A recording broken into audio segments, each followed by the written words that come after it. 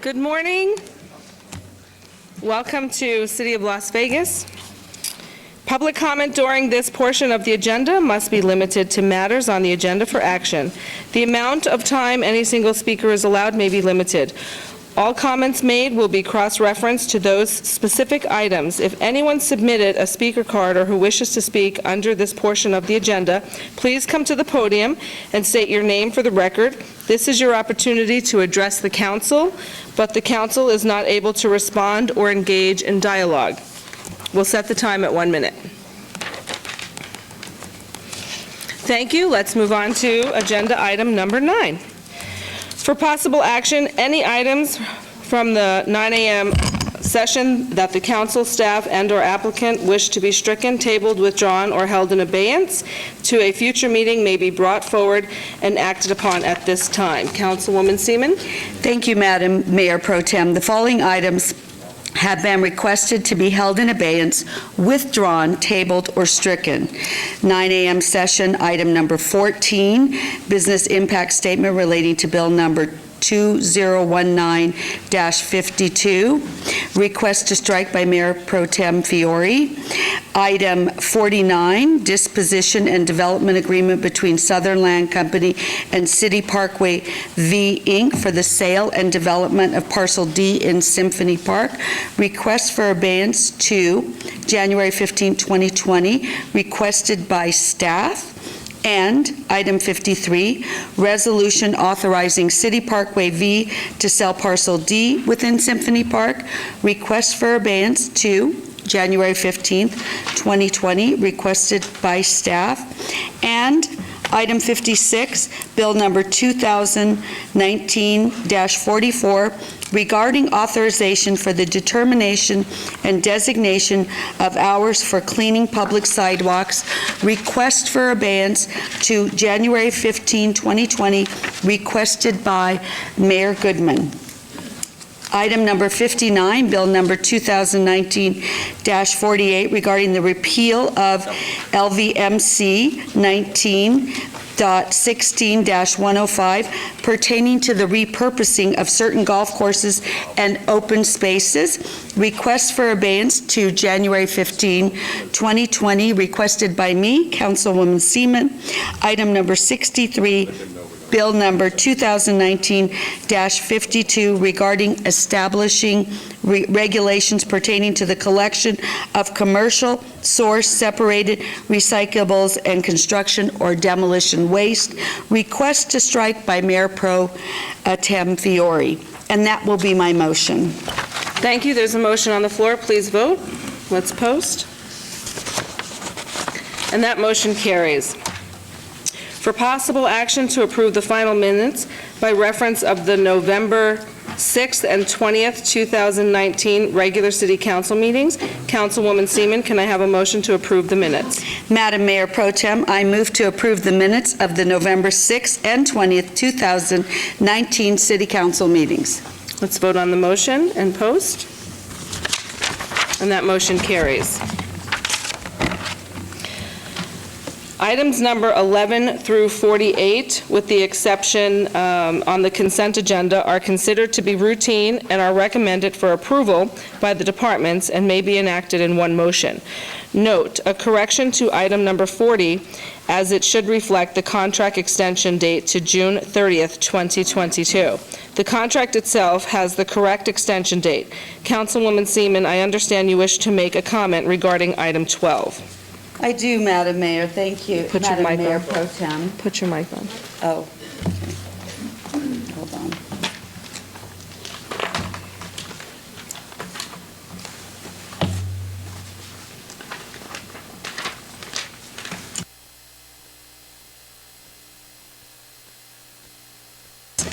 Thank you, Madam Mayor Pro Tem. We end the year with the biggest request yet for Badlands litigation money, $350,000, which is in addition to the $100,000 we just approved 2 weeks ago. This hole just keeps getting bigger and deeper, and we have to find a way out. I am committed to finding a solution that resolves this in a way that finally ends this and allows the city and my ward to move forward. But until we have the solutions, I need to support the city in its defense of these lawsuits and will be supporting this request. Thank you, Councilwoman Seaman. Are there any consent items the council wishes to bring forward? Seeing none. Councilwoman Seaman, may I have a motion for the consent? Go ahead. Madam Madam Mayor Pro Tem, I move to approve items 11 through 48 with the exception of item 14. Please vote and please post.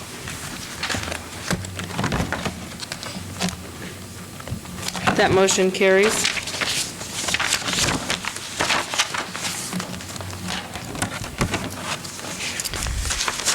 Agenda item number 50, discussion for possible action to accept the City of Las Vegas Comprehensive Annual Financial Report for fiscal year ending June 30th, 2019. All wards. Ms. Appleyard. Good morning, Vanetta Appleyard, Director of Finance for the City of Las Vegas. The item you have before you is to accept the comprehensive annual financial report for the City of Las Vegas. NRS requires that we have an audit performed by a CPA firm, and that report be accepted by the council. This year, our audit was performed by Piercy Bowler Taylor and Kern, and we received an unmodified opinion or a clean opinion, which means our financial statements fairly present the financial position of the city in all material respects. I want to thank the Finance Department for all the work that they did along with Piercy Bowler and Taylor's and Kern's audit team. This is a big project for the Finance Department, and it's a big deliverable, so I want to thank them for all the efforts that they did for us.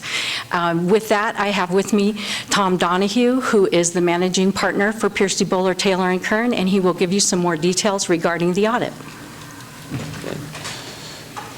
Thank you, Vanetta. Good morning, Mayor Pro Tem, City Council. Tom Donahue, as Vanetta said, managing partner of, I just say PBTK, it's easier to say. As Vanetta said, we've completed our audit, fiscal 19 audit of the City of Las Vegas, and have issued our unmodified opinion on the financial statements and on compliance with grant regulations. As part of the audit, we also looked at the city's internal control over financial reporting and noted no reportable matters regarding those internal controls. And also issued an unmodified opinion on the city's compliance with grant contract requirements for federal spending. As part of your meeting materials, you have our required communications letter, which is a formal communication to those charged with governance, in this case the City Council, as it relates to matters pertaining to the audit. I'll call to your attention some of this high-level communications. The audit resulted in no significant adjustments to the city's financial statements. No difficulties or contentious matters were encountered. There were no disagreements with management, who cooperated fully, and we received all information requested during the audit.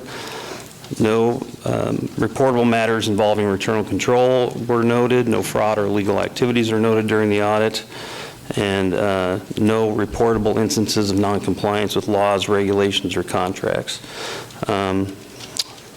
I'd like to again thank the city's finance department, Ms. Appleyard and her team, for their cooperation in letting us disrupt their lives during the audit. We sincerely appreciate the cooperation extended to us during the audit, and I'd be happy to discuss any questions that council or Mayor Pro Tem may have as it relates to the audit. Well, seeing no questions up here, may I have a motion, Councilwoman Seaman? I move to approve. There's a motion on the floor. Please vote and post. Thank you. Thanks. Happy holidays.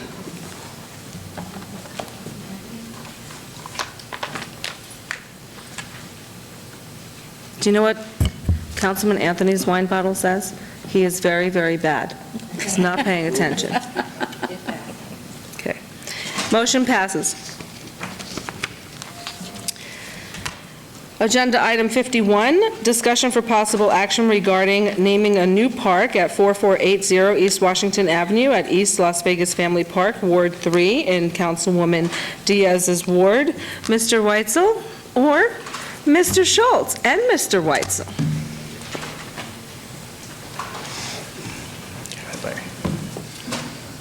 You want to introduce me?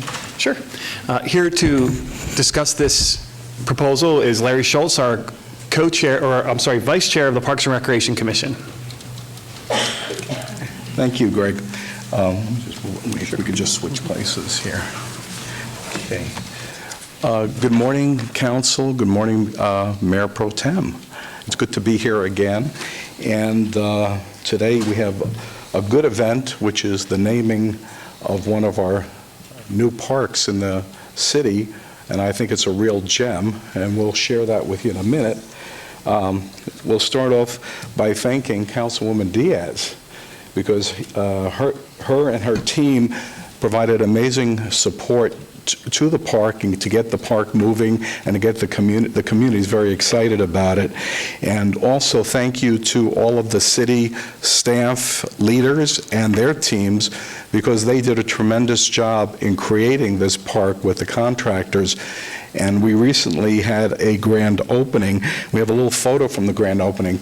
Are we showing the photo? Good. Let me just move the microphone out of the way. And you could see in the photo the ribbon cutting. And what was so exciting was when the ribbon cutting was initiated, all the children and their families, which you can't see all of them in this photo, this is just a limited slice, all rushed up to the ribbon with massive excitement. So I kind of enjoyed that, watching that, because it said that, hey, this was really something the community really, really wanted. You can see the other photo there of the play area.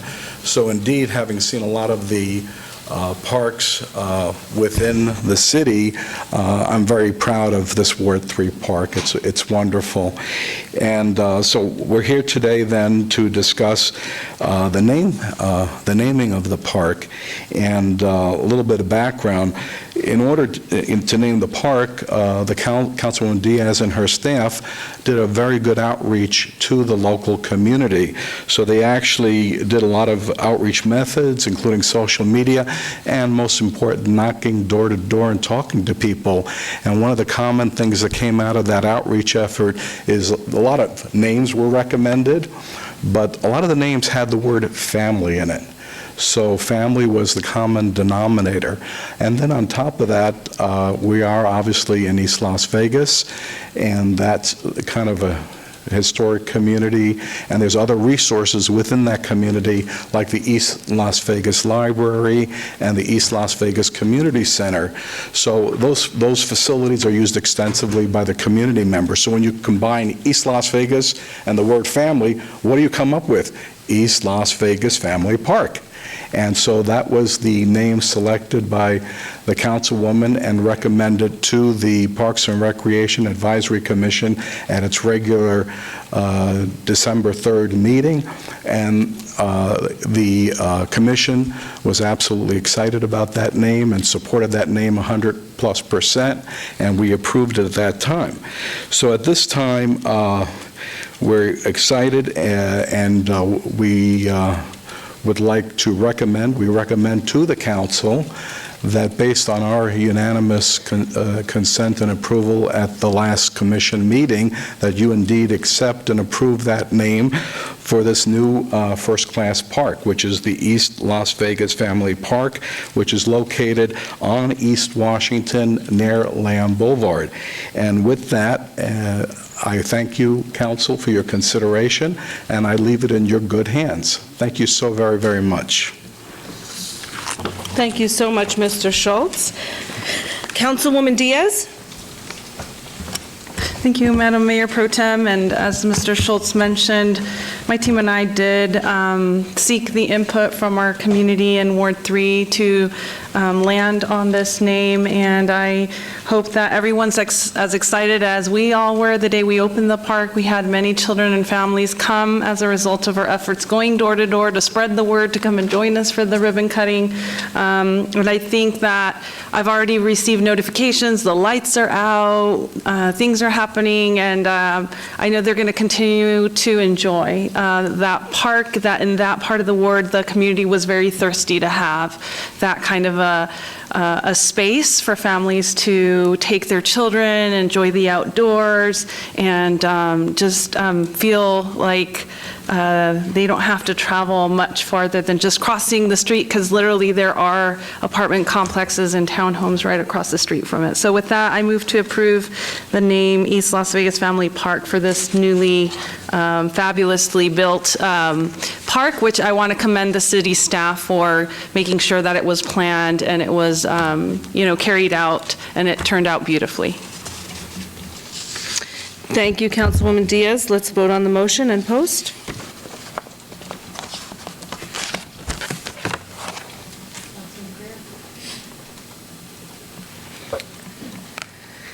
Thank you, and that motion carries. On to agenda item number 52, resolutions. R49-2019, discussion for possible action regarding a resolution of the Las Vegas City Council regarding the implementation of a flat, cost-based construction permit fee of $13.72 for the installation of a small wireless facility on or upon city rights-of-way by the providers of telecommunication services and by companies that entitle, construct, and provide telecommunications infrastructure for telecommunications provider, all wards. Ms. Bishop? Good morning, Mayor Pro Tem and Council. For the record, I'm Gina Bishop, Franchise Officer in the Finance Department. The item before you is a resolution in response to the September 26, 2018 Federal Communications Commission order regarding broadband and infrastructure deployment. The FCC order preempts certain aspects of local regulatory authority over small wireless facilities, but allows the city to regulate aesthetic requirements and set permit fees based on actual costs. To address these new regulations, the council adopted a resolution establishing aesthetic requirements on December 19, 2018, which also included a form agreement to be used when negotiating the attachment of telecommunications equipment to public property, which includes small wireless facilities in the city's rights-of-way and on city-owned structures, and the costs associated with those attachments. The form agreement has streamlined the city's application process, making it simpler and easier to deploy the latest wireless technology throughout the city. Instead of a percentage-based construction permit fee, this resolution would implement a flat cost-based construction permit fee of $1,372 for the installation of a small wireless facility. This fee is set in an amount that approximates the estimated actual cost to the city for receiving, reviewing, and inspecting a proposed permit for such installation in accordance with the rules imposed by the FCC, which mandates that costs for upfront fees associated with such construction permitting be fair, reasonable, and cost-based if the fee does not comply with the safe harbor provided by the FCC. The city believes the new flat fee for such construction permitting to be fair, reasonable, and the approximate cost of services rendered. Here to assist me in creating this record are Deputy City Attorney Jim Lewis and staff from both Building and Safety and Public Works. Deputy Jim Lewis will now speak more about the FCC rules and the reason for this amendment to the resolution and fees, and we will all be available to answer any questions afterward. Thank you. Hi, Mayor Pro Tem, Council, good morning. My name is Jim Lewis. I'm a Deputy City Attorney with the city. My job here is to briefly describe the resolution before you.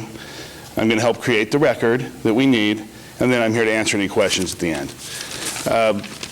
Basically, the resolution generally acts to adopt, like she said, the $1,372 construction permit fee for small wireless facilities attached in our right-of-way. It does establish that this fee is for each attachment. It does establish that it only charges the flat fee within our rights-of-way when traffic engineering is reviewing and inspecting the plans in addition to land development. This fee, it also establishes this fee is not charged if a carrier needs to do routine maintenance as defined in the resolution itself.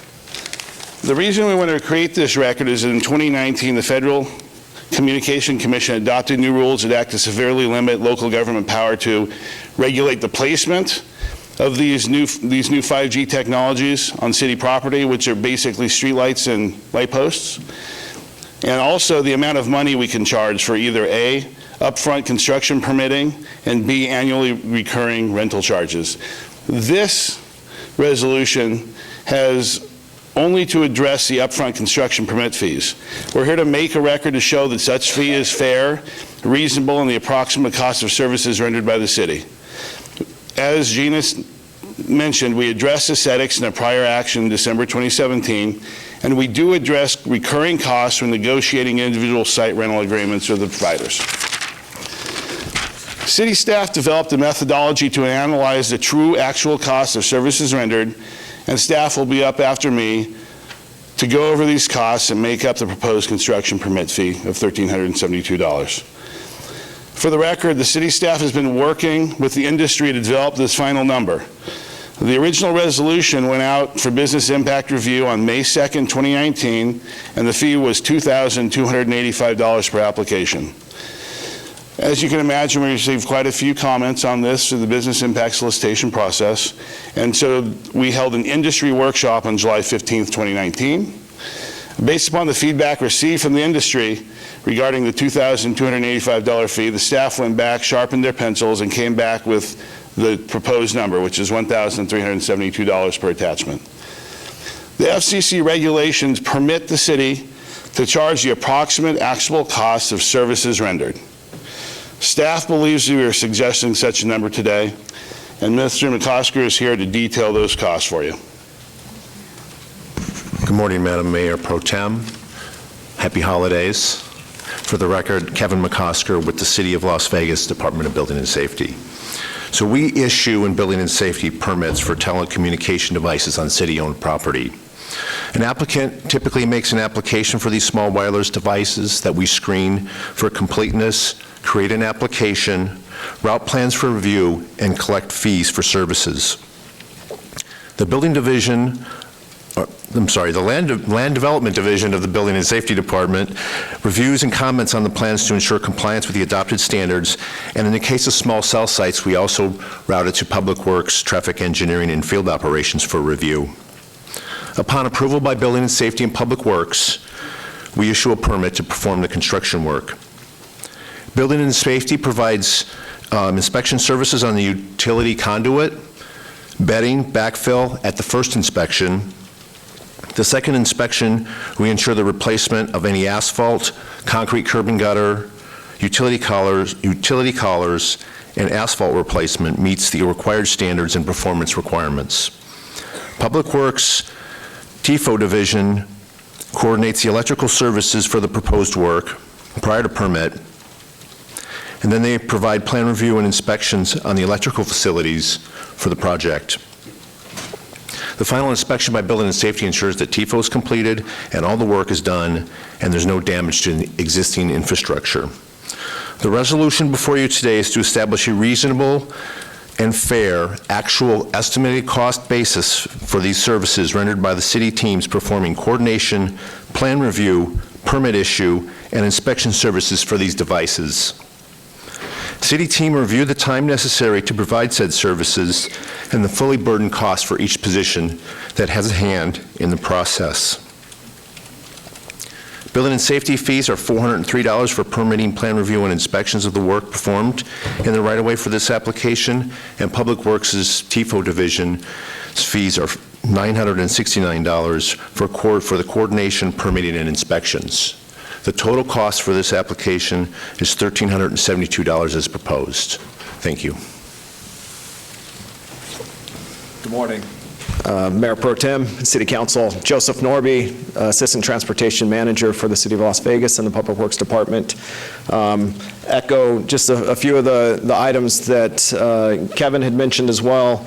And maybe just draw attention to the Exhibit 3 that's attached with the item this morning, which details out TIFO's related and associated costs with small cell site development. As TIFO is the department or the section within Public Works that manages, operates, and maintains traffic signal poles, streetlight poles, service meter pedestals within the right-of-way. What is detailed in Exhibit 3 outlines our estimated costs and time to do both pre- and post-construction investigations, inspections, and completion for the deployment of small cell sites. Thank you. Thank you, Mayor Pro Tem. We're here to answer any questions you have them. Thank you so much. Does the council have any questions? Seeing none, Councilwoman Seaman, may I have a motion, please? I move to approve. Please vote and post. And that motion carries. Thank you, gentlemen, so much for all your hard work. Now to Agenda Item 54, Boards and Commissions. Discussion for possible action regarding the appointment of nominee Wesley Harper as a Ward 5 member of the Community Development Recommending Board. The Office of Community Services recommends the aforementioned appointment. Councilman Creer, would you motion for this? Thank you, Madam Mayor. I'd like to make a motion for approval. Thank you. There's a motion on the floor. Please vote. Please post.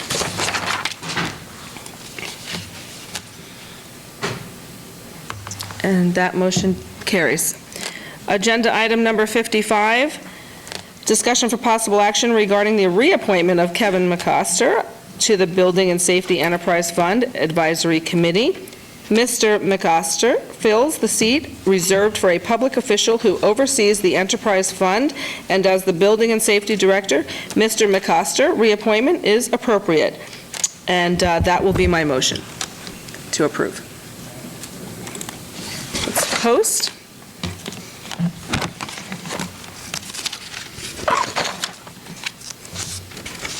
And that motion passes. Agenda item number 57, recommending committee bills, bills eligible for adoption at this meeting.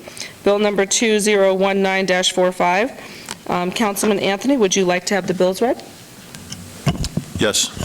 Bill number 2019-45, an ordinance to amend LVMC Chapter 6.50 to provide an exception to certain work card requirements for convenience stores that sell alcoholic beverages, clarify work card requirements for persons providing security in certain alcoholic beverage establishments, and provide for other related matters. Move for approval. There's a motion. Please post. That motion carries. Now to agenda item 58, bill number 2019-46. Councilman Anthony, would you like the bill read? Yes. Bill number 2019-46, First Amendment, an ordinance to amend the minimum special use permit requirements applicable to marijuana dispensaries as found in LVMC Section 19.12.70 to require a 1,000-foot minimum distance separation between marijuana dispensaries, incorporate distance separation requirements between marijuana dispensaries and non-restricted gaming establishments as found in state law, and provide for other related matters. Move for approval of the First Amendment. Please vote and post.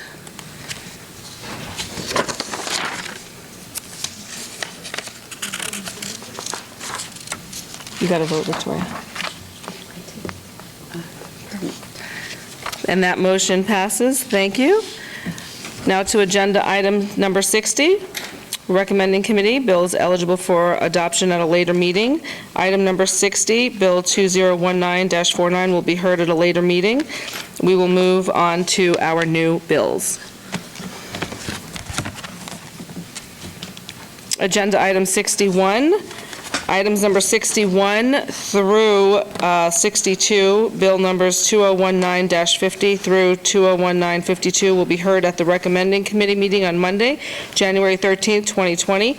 City Attorney, would you read the new bills? Yes, ma'am.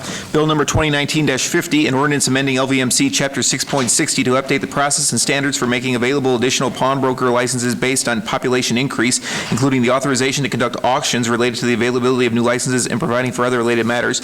Bill number 2019-51, an ordinance to amend the Unified Development Code, specifically LVMC Section 19.16.10, to add new provisions regarding neighborhood meetings, including mandatory meetings for certain types of applications, such as general plan amendments regarding land use and applications to repurpose certain golf courses and open spaces, and to provide for other related matters.